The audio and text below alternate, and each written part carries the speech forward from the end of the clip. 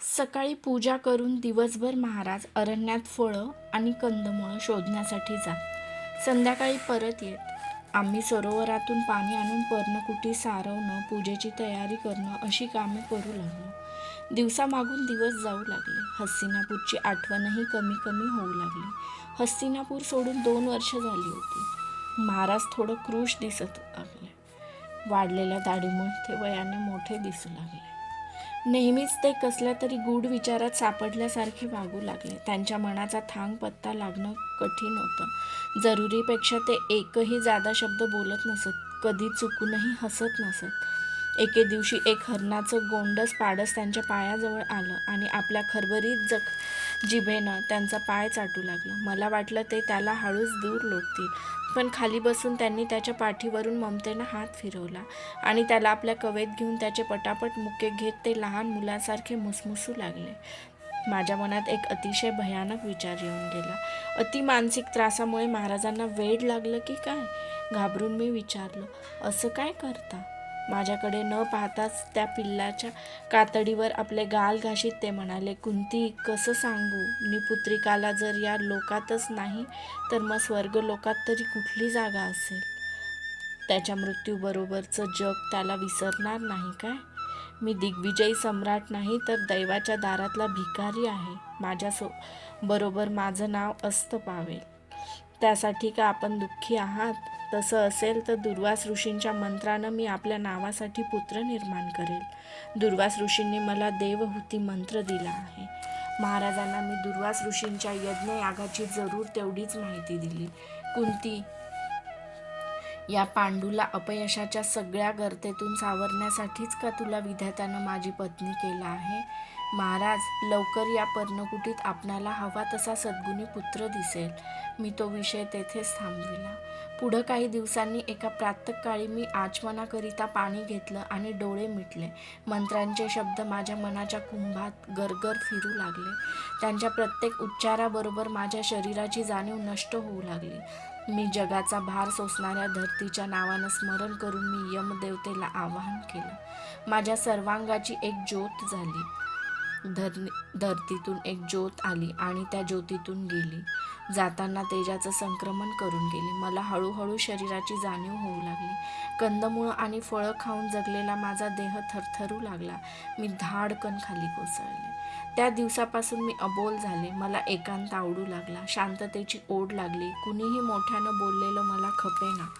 परत एक अननुभूत जीवनाला सुरुवात झाली. शरीर कणाकणांनी फुलू लागलं. योग्य कालानंतर एके दिवशी पहाटे माझ्या पोटात दुखू लागलं. मी माता झाले. एक सौम्य आणि शांत चेहऱ्याचं बालक जन्माला आलं. सर्वांची मुखं आनंदानं उजळून गेली. सर्वांनी त्याचं नाव युधिष्ठिर ठेवलं. युधिष्ठिर पर्णकुटीत वाढू लागला. तो कधीच रडत नव्हता, पण कधी हसतही नव्हता. नदीच्या डोहासारखी त्याची चर्या सदा शांत होती. डोळे विशाल होते. महाराज त्याला खेळविण्यात स्वतःला विसरू लागले. आम्हाला हस्तिनापूरचा तर विसर पडलाच होता, पण आता आमच्या दुःखाचाही विसर पडला. युधिष्ठिर 1 वर्षाचा झाला. दुसऱ्या वर्षीच वायुदेवतेपासून मला आणखी एका पुत्राची प्राप्ती झाली. त्याची अंगलट अतिशय रेखीव आणि भक्कम होती. त्याला आम्ही सर्वांनी भीम हे नाव ठेवलं. तो वायूसारखा गतिमान होता. एक क्षणसुद्धा त्याला एका ठिकाणी बसावं असं वाटत नसे. भीमानंतर इंद्रदेवापासून आणखी एक पुत्राचं वरदान मला मिळालं. ते सावळ्या रंगाचं बालक अतिशय तरतरीत होतं. भर दुपारी त्याचा जन्म झाला. त्याच्या काळ्या भोर डोळ्यातून तेजाच्या ठिणग्या बाहेर पडत. त्याचं आम्ही अर्जुन असं नाव ठेवलं. युधिष्ठिर, भीम आणि अर्जुन या कलकलाटानं पर्णकुटी हादरू लागली. मला माझं जीवन सार्थ झाल्याचं समाधान वाटू लागलं. ते कोण होतील, काय करतील याबद्दल मी धात्री आणि महाराज घटका चर्चा करू लागलो. धात्री नेहमी म्हणे, हा भीम कधी कुणाचंही ऐकणार नाही. तो मिळेल त्याला झोडपूनच काढणार. एक क्षणभर तरी स्थिर बसणं याला माहीत आहे काय?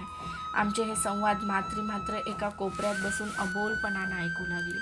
ती कुणाशी काही बोलेना. तिचं असं वेगळंच जग तयार होऊ लागलं. ती का दुःखी होती ते मला समजलं. स्त्रीचं दुःख जाणायला स्त्रीला वेळ लागत नाही.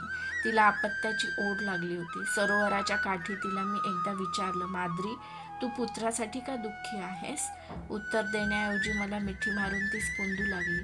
तिची पाठ थोपटीत मी म्हणाले, माद्री, तू कुरुकुलाची सून आहेस, अशी रडू नकोस, तुला सुद्धा मुलं होतील.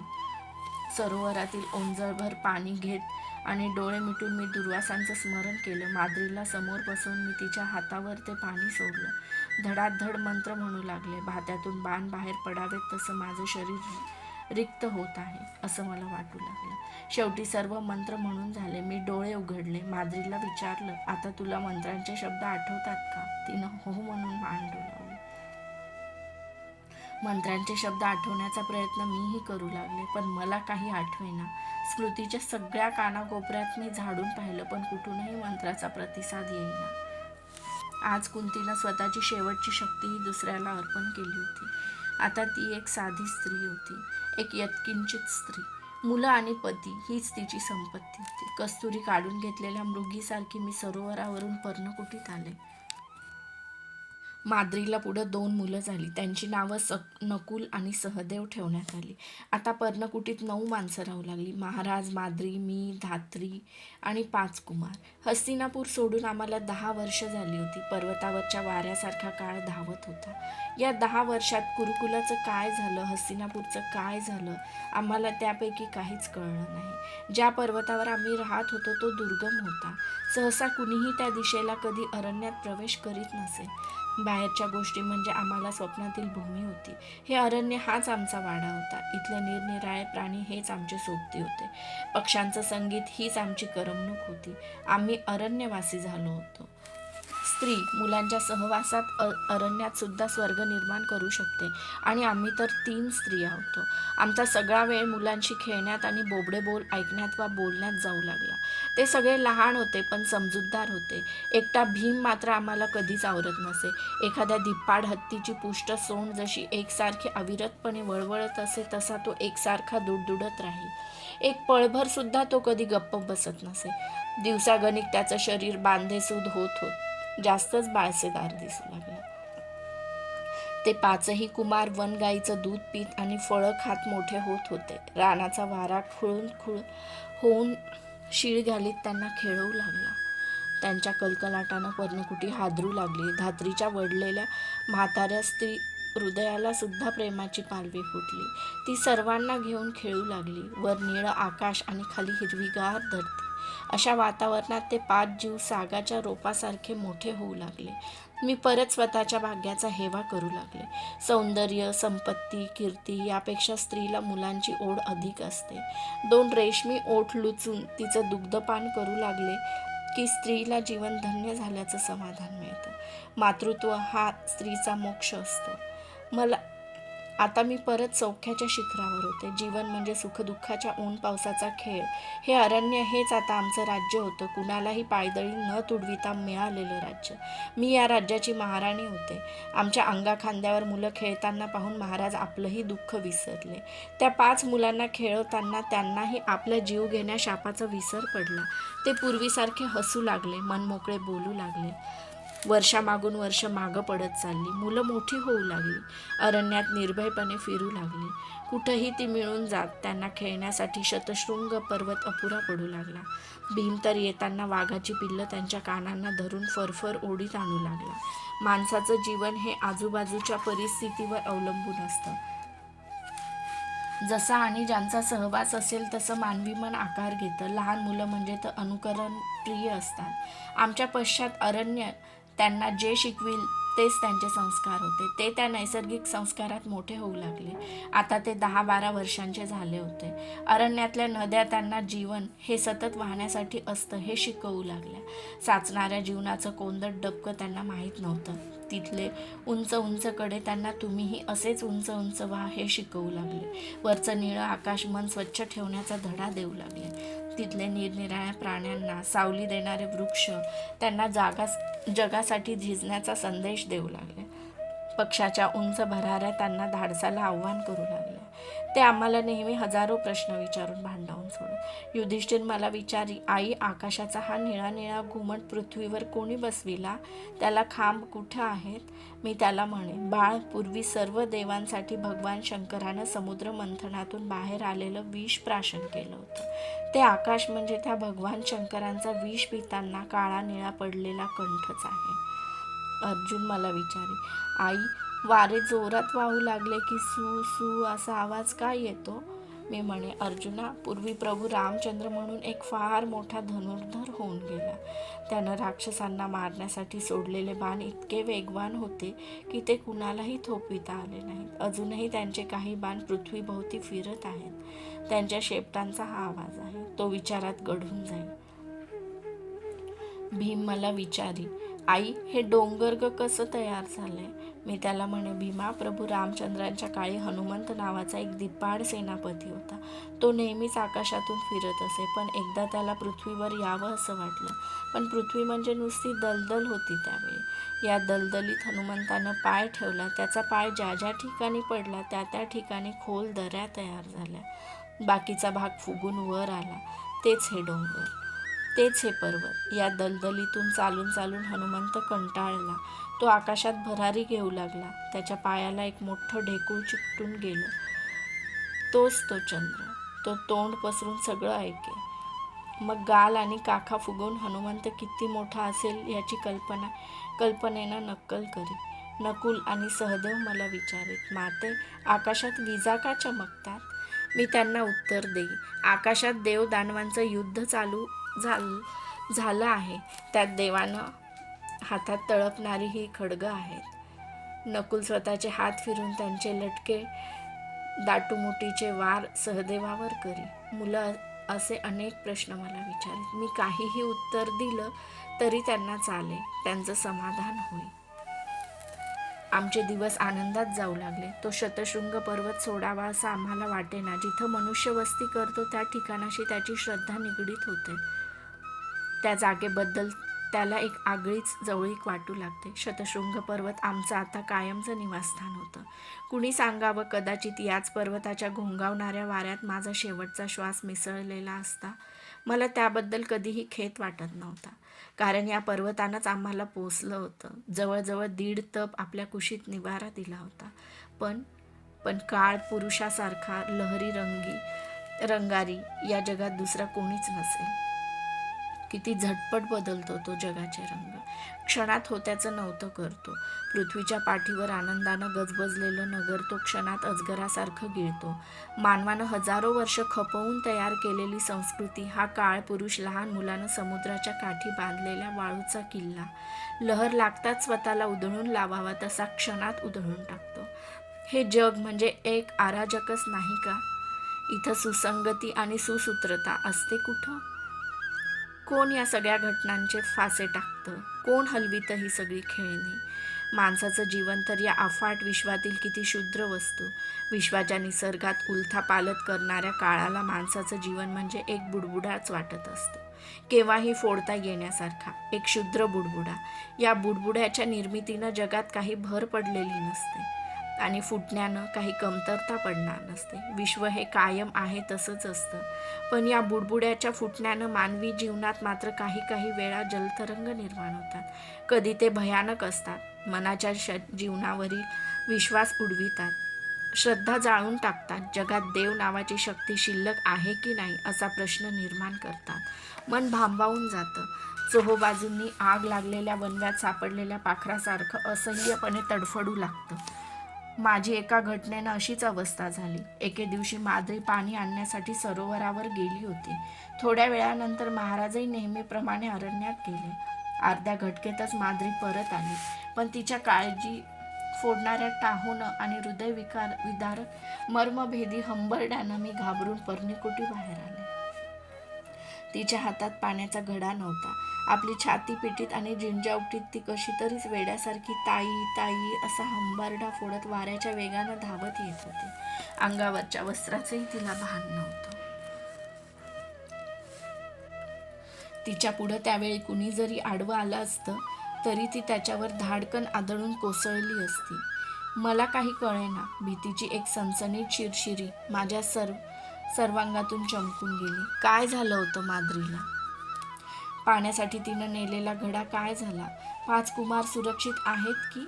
माझ्याजवळ येताच ती माझ्या अंगावर कोसळली. ती नुसती ताई ताई असा हंबरडा फोडत होती.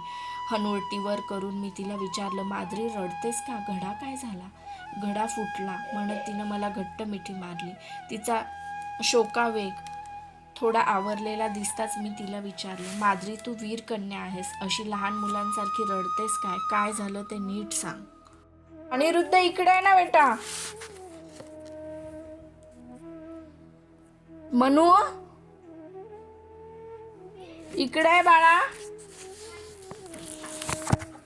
का केलं वागा असं? इकडे इकडे आहे की. अरे इकडे ये ना. तुला पोळालं ना, मग तुला दुखलं नाही म्हणा? अरे बोलायची फक्त स्किन निघाली, काय नाही झालंय. दुखलं नाही ना? नाही. ते बहुतेक तू शूज घासले ना, खूप वेळ डिटर्जंट मध्ये हात होते ना. मम्मी नंतर गरम पाण्यात हात गेला, नाही झालं, चटका बसला फक्त थोडासा. हे अशी साधी हलकी हलकी. पप्पांना सांगू नको. एवढ्याला कोण काय म्हणणार? नाही सांगू नको, मारतील मला पप्पा.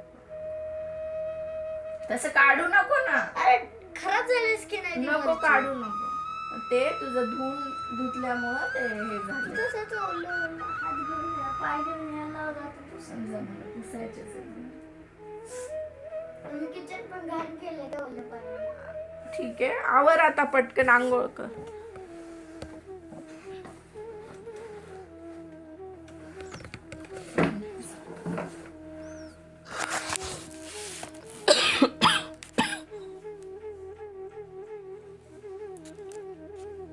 तिनं मला घट्ट मिठी मारली. तिचा शोकावेग थोडा आवरलेला दिसताच मी तिला विचारलं, माद्री तू वीरकन्या आहेस, अशी लहान मुलासारखं रडतेस काय? काय झालं ते नीट सांग. ताई ग महाराज म्हणत तिनं मला छातीशी घट्ट धरलं. कितीही आर्तता होती तिच्या मिठीत. तिचं हृदय भीतीनं थडाथड उडत होतं. काय झालं महाराजांना? बोल माद्री, महाराज कुठं आहेत? मी जोरानं किंचाळले. सरोवराच्या काठी.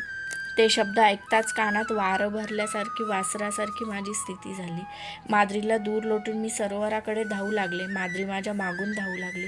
सरोवराच्या काठी येताच मी जे पाहिलं ते माझ्या जगातील सत्यावरचा विश्वास उडविणारं होतं. माझा प्राणप्रिय साथी लाकडाच्या ओंडक्यासारखा निपचित पडला होता. कुरुकुलाचं रक्त अंगात फिरणारी, साक्षात सूर्यदेवालाही लाजवील अशी ज्याची चर्या वणव्यात जळालेल्या लाकडासारखी काळी ठिक्कर पडली होती. ते मूर्छित असतील म्हणून त्यांना हलविण्यासाठी मी त्यांच्या अंगाला हात लावला. माझ्या अंगावर काटाच उभा राहिला. त्यांचं शरीर थंडगार होतं. झटकन उठून मी माद्रीला विचारलं, माद्री हे असं कसं झालं? तोंड फिरवून ती घोगऱ्या आवाजात बोलू लागली, ताई माझा काहीच दोष नाही. मी घड्यात पाणी भरून सरोवरातून बाहेर पडले. महाराज सरोवराच्या काठीच उभे होते. वाऱ्यानं माझा पदर उडत होता, पण डोक्यावरच्या घड्यामुळं मला तो नीट आवरता येईना. मी सरोवराबाहेर आले. महाराज हसत उभे होते. त्यांनी एकदम हातातील परशू खाली टाकला. त्यांच्या डोळ्यात नेहमीचे भाव नव्हते. मी जवळ येताच झटकन त्यांनी मला आपल्या कवेत घेतलं. माझ्या डोकीवरचा घडा धाडकन खाली पडला. त्यांचे कामी डोळे ज्वर फेकीत होते. मला कवटाळीत त्यांनी माझ्यावर माद्री माद्री म्हणत चुंबनाचा वर्षाव केला. मी त्यांच्या मिठीतून सुटण्यासाठी हातपाय आपटत धडपडू लागले, पण ते अशक्य होतं. एखाद्या उपाशी माणसानं अन्नावर तुटून पडावं तसं ते माझ्यावर तुटून पडले होते. मी त्यांच्या भक्कम मिठीत घुसमटून गेले. ते क्षणात भानावर आले. विषारी नागिनीला ढकलावं तसं त्यांनी मला दूर लोटलं, पण क्षणात त्यांची चर्या बदलू लागली. ते डोळे फिरवू लागले. उभ्या उभ्यानंच ते धाडकन खाली कोसळले. जीवाच्या आकांतानं कसे तरी हातपाय झाडू लागले. माद्री माद्री म्हणत तळमळू लागले. मी भीतीनं गारठून गेले आणि तुझ्याकडे धाव घेतली. मी माद्रीच्या खाडकन मुस्काटात मारली. ती जास्तच मोठ्यानं हंबरडा फोडू लागली. माझ्या कानात किंदम ऋषींच्या शापाचे शब्द घुमू लागले. राजा, तू एका प्रियकराला प्रियसीपासून दूर खेचला आहेस. जेव्हा भविष्यात तू आपल्या स्त्रीला असाच कवेत घेशील तेव्हा माझ्यासारखाच तडफडून तडफडून मरशील. माझा जीवनसाथी मला सोडून अनंताच्या प्रवासाला निघून गेला होता. केवळ एकाच मोहाच्या क्षणानं त्याला जीवनाच्या हिरवळीतून मृत्यूच्या स्मशानात नेलं होतं. केवळ एकाच क्षणानं कुंतीच्या अंगात सहनशक्तीचे कसले अणुरेणू आहेत हे पाहण्यासाठी तिला विधवा केलं होतं. दिग्विजयी संयम सम्राट आज भावनांच्या राज्यातला लाचार भिकारी ठरला. कित्येक वर्ष मनाच्या संयमानं वागणारा योगी केवळ एकाच क्षणात दुबळ्या मनाचा भोगी ठरला. कामवासना म्हणजे माणसाचा पाय केव्हाही घसरेल अशी बर्फाची फसवी दरी. कामवासना म्हणजे केव्हाही अंगावर पडून जीवन जाळणारी वीज, आपल्यासह इतरांना पोळून काढणारा वणवा. माझ्या संयमाचे बांध फुटू लागले. मी उभ्यानंच धाडकन महाराजांच्या प्रेतावर महाराज असा हंबरडा फोडीत कोसळले. त्यांच्या छातीवर मस्तक आपटू लागले. माझ्या मस्तकावरचा कुमकुम तिलक पुसटून गेला. आणखी माद्री